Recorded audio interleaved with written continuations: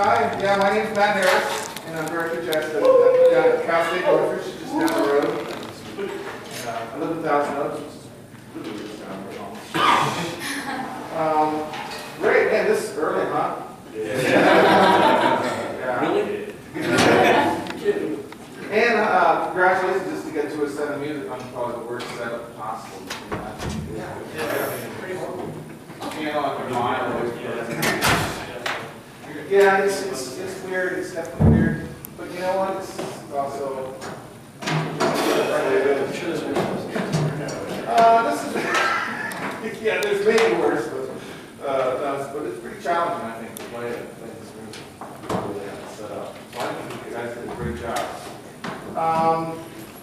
Okay, well, let's work on some things. Let me hear some things. Great set of music. Really cool stuff. Let's start from the backside. Let's start from Never Heard. I have two awards too. Via the judges, the potatoes, and they go to Scott Willard and Ben Houston. Actually,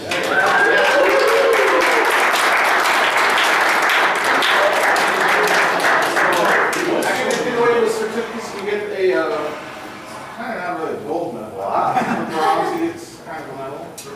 There you go. All right. So a lot of the comments I'm going to make, I mean, you know, I know you're band. That sounds terrible. Band director. I know, so, you know, I'm going to end up saying half the same things that he does anyway, number one. But a lot of the stuff is just going to be either suggestions or something. You're doing it one way, and maybe I might give a suggestion from that way. It's not like it's not a right or wrong thing. So, in most cases, in fact, probably all. So, look at my notes here. What I said here. Okay. And I think most of my comments, honestly, are going to be towards the solos too. Yeah. Overall, really good. Triller Goss and Gwen sounded really good. I thought the trombones, and this could have to do with just the time of the day and stuff, but by the end of the set, it was like, it was wailing. I wish I would have had a little more of that earlier. Oh. It just sounded like the bell playing the bounce, like everything, like you guys were warming up, more warmed up by the set. Even though I know you had a warm up, beforehand. Yeah, that's good. Just getting used to that. Yeah, I think it's. Yeah, it's definitely weird. Yeah. Okay. So anyway, can we have the sports or not? Oh, sorry, I don't remember your shows. So go ahead and start this one. It starts with piano, right? Go ahead and crack off. We don't have that. Yeah. 2, 1, not 2.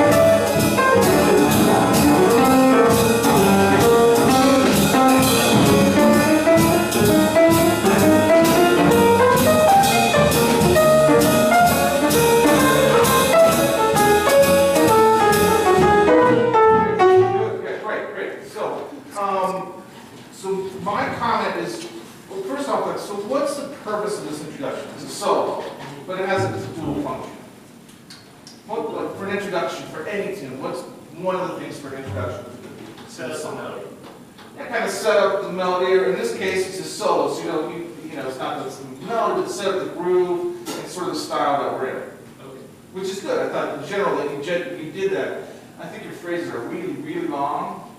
I've done that a lot. Yeah. And I think you can record, even at the beginning of this, even though the main thing is groove, you can still kind of establish a little bit more connection with the rhythm section. Instead of, it feels like them playing and you're going to play on top of it. As opposed, and what's going to create that space, honestly?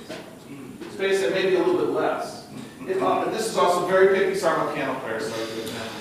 It sounds like you kind of back phrase. I notice on your other solo beginning. What do you mean? I mean, da da da da da da 1, 2, 3, 4, 1, a lot of ands. Okay. And you need to balance it with some downbeats. And this is my own personal opinion, but to me, when you're playing eighth of lines in jazz, it's definitely not downbeats. You've probably heard that, from maybe a high school play when they warm up on a scale, they swing it da da da da da da da da da da. And there's nothing that swings less than that. The only thing that will swing about the same less than this would be da da da da da da da da da, which is all in the back, which is all the offbeats. So it really needs, and particularly, it needs a combination of downbeats and offbeats. Right. And not consistent. That's the hard part. And that's the hard part about teaching jazz. So as soon as the stuff gets real consistent, it sounds really contrived usually. So more contrast when yeah, look, can I play for a second? I'm running a lot, but in this Yeah. case, we'll play. 1, 2, 1, 2.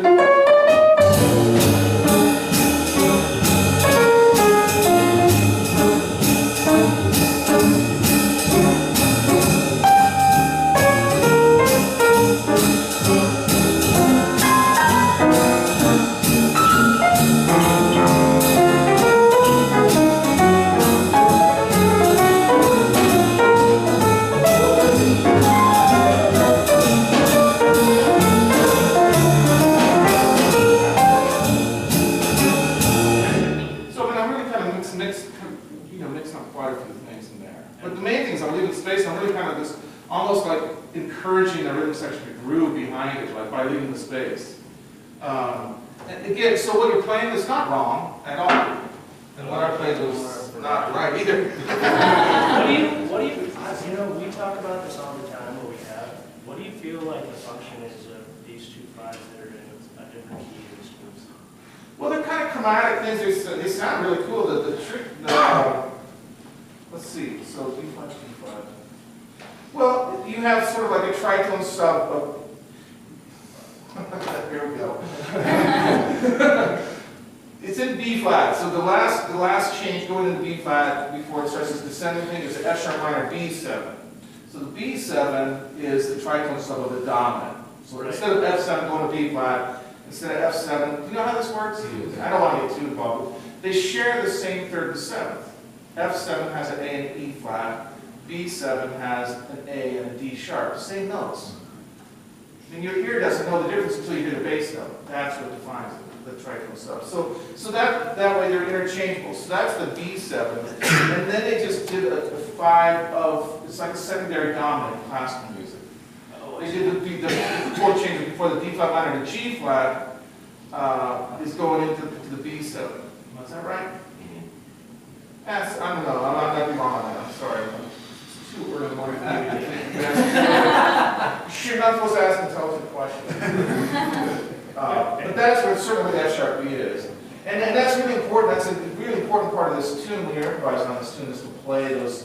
That's kind of the unique part. Other than that, up until that point, it's just B flat blues. Then it has, of course, the extension too. But so yeah, being able to make those chord changes is really important, right? So that's that. Right. Okay. You want to try it? Try it from the beginning. Sure, yeah. 1, 2,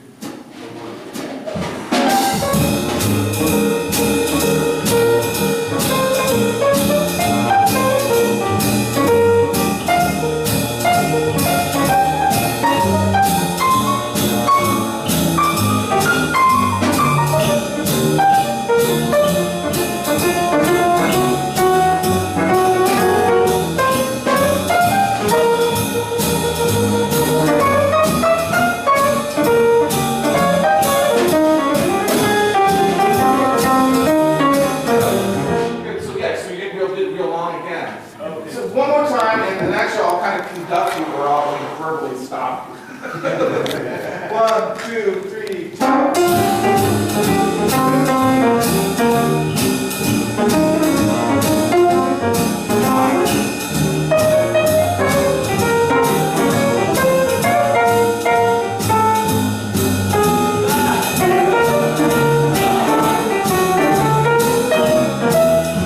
Yeah, so I mean, it's kind of started totally deprived. Nothing like things. But so what I'm doing, and what's really important, and what rhythm section players, as a rhythm section player, when you listen to other improvisers, this is really important for you guys who are so in the band, is that you have, in this case, what is it, 16 bars? What is it, 16 bars? It's a 16-bar blues, more or less, right? Is that right? Yes, yes. Or is it more than that? Is it No, 20? it's 60. Okay. So, I mean, that's a long chunk of time. So, as a soloist, you need to kind of think, okay, am I going to play over the entire thing? Or what makes more sense, usually, it's easier to kind of manipulate the form or manipulate your melodies over it, is to phrase it then. So the definition of phrasing in this case is taking that 16 bars and dividing it up into 2s or 4s, typically. And then furthermore, for instance, with a 4-bar phrase, the definition of music for me when you're improvising is you play 3 bars and in the 4th bar there's some sort of space. And this is again the part that, like, you know, we can set it up and it would be totally contrived, but it might give you the idea that, and that's actually what I was doing. In your 4th bar, I was trying to have you stop. Okay. And then in the 5th bar, the next 5th bar, you can start in the down beat, you can pick up into the down beat, you can start a little bit in the bar, you can start in the 6th bar instead of the 7th bar. It's not consistent, but that way you're instead of looking at these big chunks and all this stuff, then you can kind of put it in the smaller chunks. You can play more melodically, and then it'll be easier to develop a melody within those 4 bars. Because now you've made a little statement, you stopped, taking a break, and now you're going to start again. And actually, I mean, this sounds kind of goofy, but it really has to do with communicating. I mean, you guys have teachers or anybody like that who doesn't phrase? Who, like, you know, one sets up, or, you know, I don't know, whoever, maybe that doesn't be a teacher, it could be anybody. Right? And if they, no matter, if there's something really important stuff within that, instead of hearing it, like you think like the real important stuff would pop out, it doesn't. The whole thing becomes sort of a blur. Whereas, whether you like it or not, the presidents are always, you know, pretty decent speakers. And when something's very important, they will slow it down and leave space. I mean, just seeing you guys zone in on it when I did that. But so musically, it'll have the same exact effect. When you leave that space, it's like kind of everyone's sort of waiting. The cool thing, though, to remember as a soloist, I mean, it's frightening for some reason to leave space. But know for sure that the rhythm section will not stop behind you when you leave space. It's amazing. They will seriously, because that gets one of the, you know, like a frightening thing, like, well, what if I leave space, you know? It's gonna, like, the whole thing's going to crumble? No, actually it's not. In fact, it might sound really good, you know? And then furthermore, so I'm kind of on a roll here. As far as improvising goes, and to leave that space, then the other thing that happens in that space, particularly like in the middle of a tune like a solo. But let's take the same example since we're already here. So I don't have to play piano. You can say play piano. I'll just do this out. Sorry.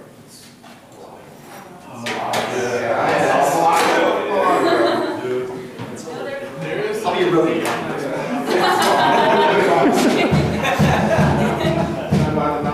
I lost my mouthpiece, so I made this stupid hose. Yeah, we're all.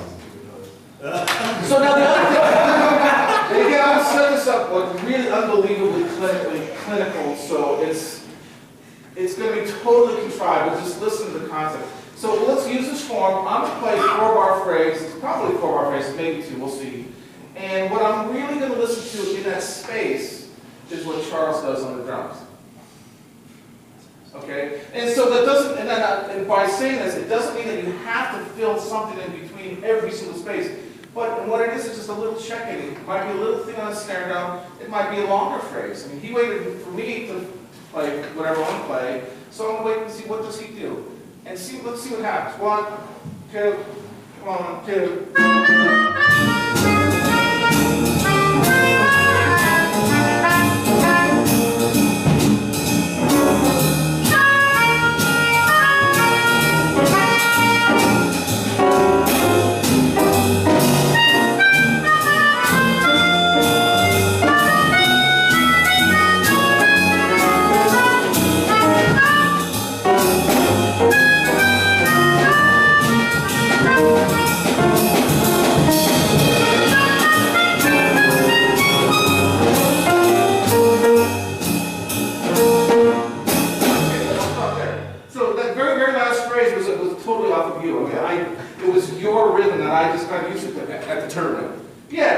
Yeah, you played something rhythm, and I'm sure it wasn't exactly like, but it was, what I did was took your rhythms, and then that was kind of like,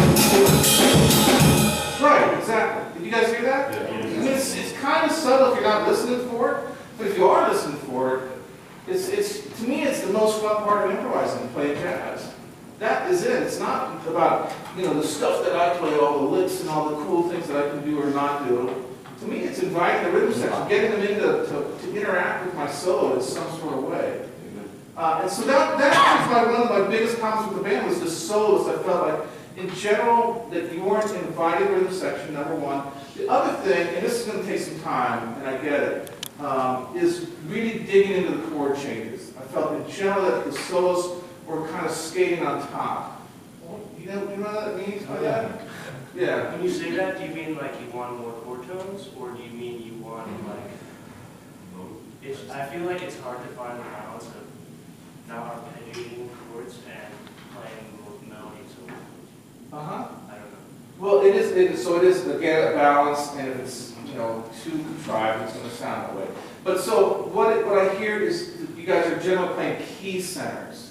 You're hearing the general key, so the notes sound bad, that's the good part. It all sounds good, but there's a difference between that and then digging a little deeper into the harmony. And the definition of that is really accentuating thirds and sevenths. And to me, this is what bebop playing was these guys, playing with unbelievable really restraints on the vocabulary of the melodies that they were playing. And that if you take everything away and you just heard the solo by itself, you can hear the harmony clear as a bell. The only way that can happen is if they're playing thirds and sevenths.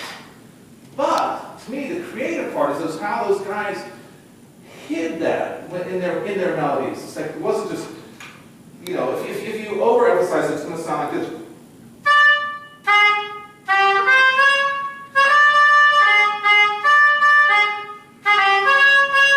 And so you can hear the harmony real clearly, right? It sounds unbelievably stupid, right? If it's done like that. But again, like Charlie Parker, all those guys, that's the whole artistic part of playing jazz, is how can you play those specific notes and then kind of hide them within arpeggios or scales or chromaticism and that sort of thing. But again, in order to play inside those chord changes, you have to be able to hear those notes, and you have to be able to play them, and then you also later, as you get better, then you decide to ignore them. And there's a huge difference by someone who's ignoring that way, has the ability to do it, and is ignoring it, as opposed to ignoring it because they don't have the ability to actually play those thirds and sevenths. So it sounds goofy, but really that's one of the things. Da da da ba da da da 1, 2, 3, 4, 5 da da da da. Sorry, you have to hear me sing.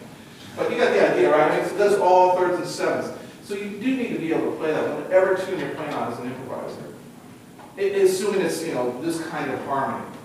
Compass is a whole different thing. Right? Yes. When you say accentuate the thirds and sevenths, does that also leave room for other like coloristic or chromatic effects? Oh, absolutely. So if I play the same thing but not, I'm still going to play thirds and sevenths. You're going to hear the harmony, but now I'll disguise it. So I'll put all kinds of other stuff in.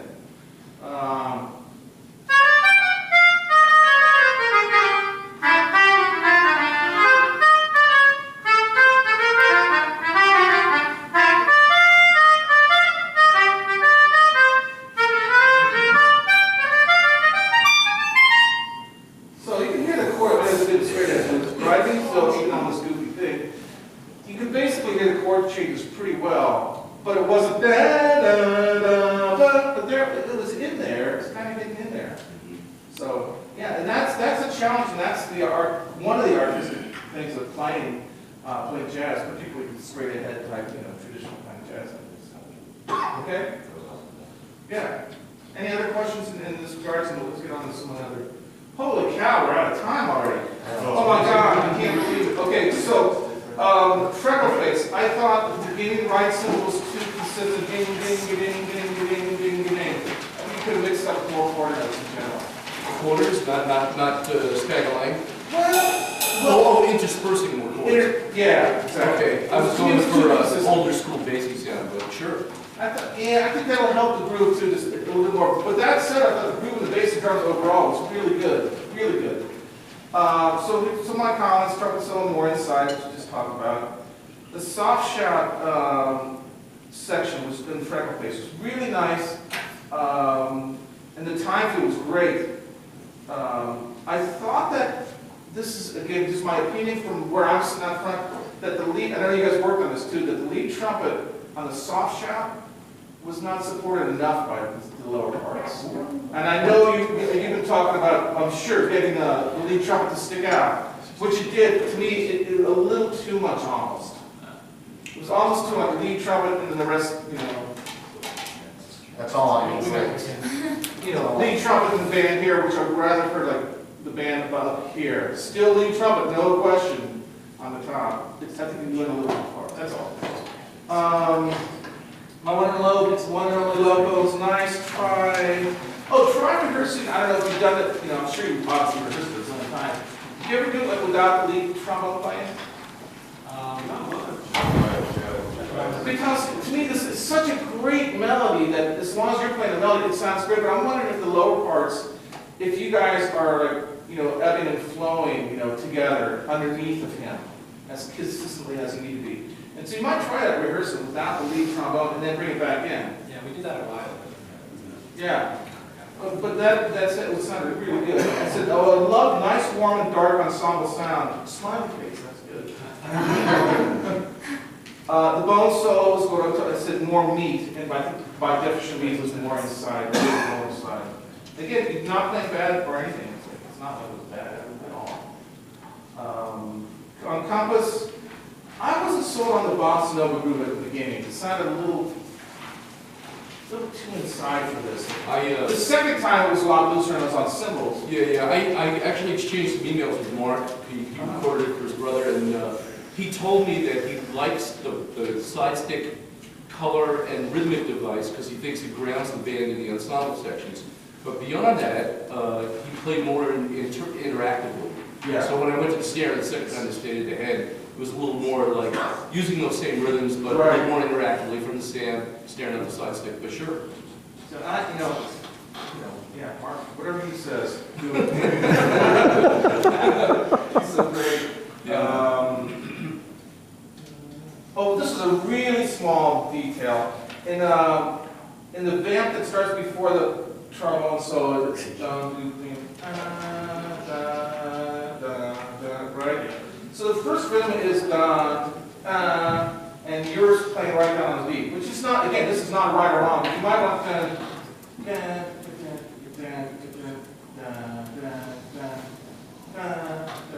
there's one little push. More accents. And well, you were kind of straight down. Yeah. And especially when you got to the groove, it's totally works then.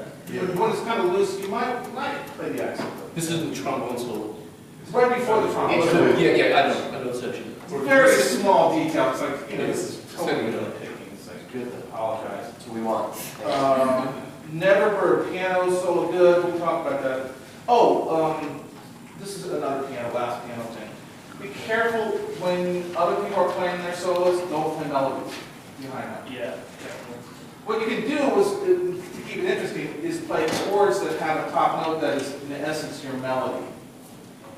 You know, so you can play melodically, but don't play actual individual melodies behind another solo. The only way that would work is if it's kind of a riff-oriented thing that's almost like a unison background. If you think about the horns or the clear playing something like that. Okay, saxophone. I see one thing you guys did. Oh my gosh. Yeah. That's not good. This was not a good clinic. Nobody cried. Come on. Anyway, so those are my comments. But it was a really good band, great music, and you guys are great bands, of course. So you know that. And if some of you are thinking of going to Northridge, you might want to catch up with him at some time. Thank you, because I cannot say that. So please discuss. He's the guy. Matt Harris, man. Thanks, Matt. Great clinic.